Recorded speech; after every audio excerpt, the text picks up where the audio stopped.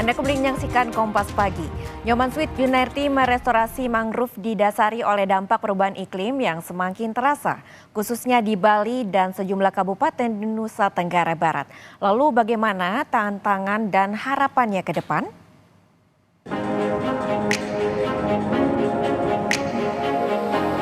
Kerusakan lingkungan menjadi pemicu utama perubahan iklim di seluruh dunia.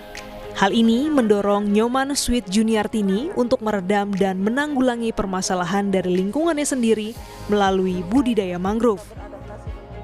Ekosistem pesisir menjadi tonggak utama ekonomi masyarakat di Provinsi Bali. Fenomena alam seperti El Nino kerap dijumpai Sweet yang lambat laun melihat permasalahan tersebut kian nyata. Lulusan S2 Biologi Universitas Udayana ini semakin khawatir kala membaca banyak riset yang memaparkan bahwa ribuan pulau di Indonesia akan tenggelam pada tahun 2030 mendatang. Berbekal pengetahuan yang didapatnya dari beberapa lokakarya, ia membangun gerakan Sahabat Mangrove Indonesia dengan rekannya demi membangun kepedulian masyarakat pesisir. Bali sangat sekali terdampak oleh perubahan iklim karena Bali pulaunya sangat kecil, dikelilingi banyak pantai, di mana juga pantainya sekarang benar-benar membuat erosinya sangat tinggi. Saya yakin di Bali masih menganut Trihita Karana tadi yang hubungan yang menyebabkan kebahagiaan ya, hubungan dengan Tuhannya, hubungan dengan manusia, dan ini ada hubungan dengan alam. Dengan sokongan para sukarelawan, upaya Sweet sejak 2017 kini membuahkan hasil. Ia berhasil merestorasi mangrove seluas 12 hektar dan membangun Arboretum Mangrove Park Benoa yang kelak bisa dijadikan wisata alam. Glenis Oktania, Kompas TV, Jakarta.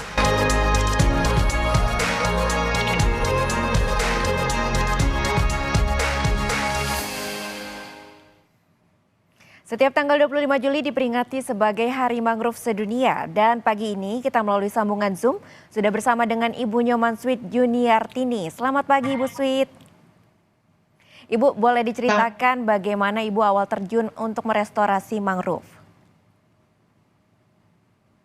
Ya, awalnya saya ingin melihat tanaman mangrove yang beberapa tahun lalu kita tanam, tetapi saya tidak menemukan tanaman mangrove tersebut. Nah, dari informasi dari beberapa masyarakat yang ada di sekitar lokasi tersebut yang berada di daerah Teluk Benoa, Nusa Dua Bali ya,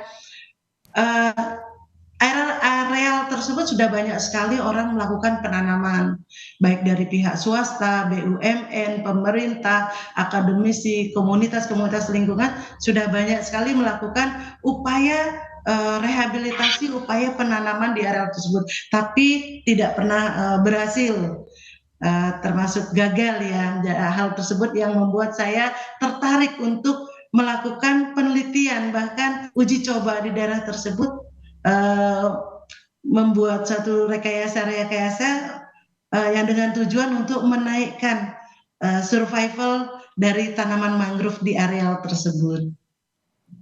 Baik Ibu Sweet, mulai dari melihat ya ada penanaman mangrove yang mungkin tidak berhasil. Lalu kemudian Ibu Sweet, dalam 40 tahun terakhir kita tahu ekosistem mangrove Indonesia mengalami penurunan hingga 6 juta hektar. Bagaimana Ibu terkait tanggapannya dengan penurunan ekosistem mangrove ini? Baik, karena perubahan pola cuaca atau perubahan iklim yang paling terdampak adalah daerah pesisir. Salah satunya adalah ekosistem mangrove.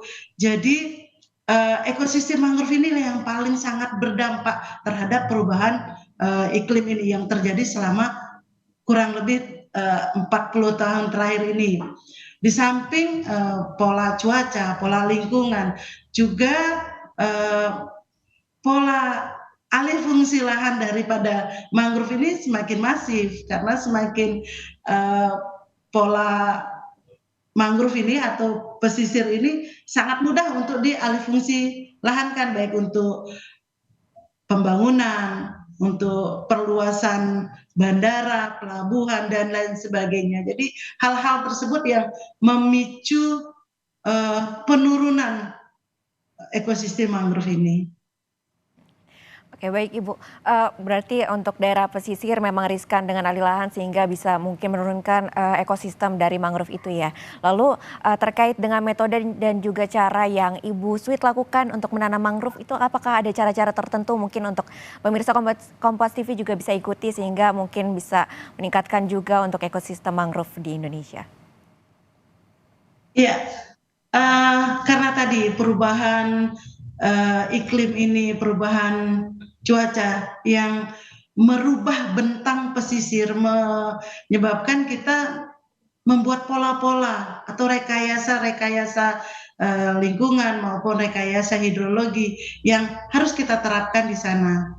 Karena perubahan bentangan tadi menyebabkan terjadinya banyaknya abrasi, tinggi muka air, salinitas yang sangat tinggi. Itu membuat kita membuat satu teknik atau sistem penanaman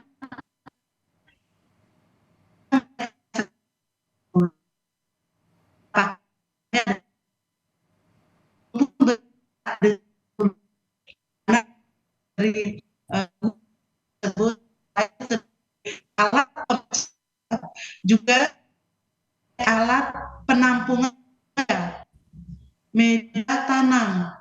Karena di wilayah pesisir sekarang sudah banyak terjadi belajar hara atau pencucian hara, sehingga hara itu sudah tidak terjadi. Kita sediakan di dalam blok-blok guludan tadi, sehingga mangrove itu dapat survive dalam jangka waktu tertentu. Ya, tentunya sistem-sistem ini harus kita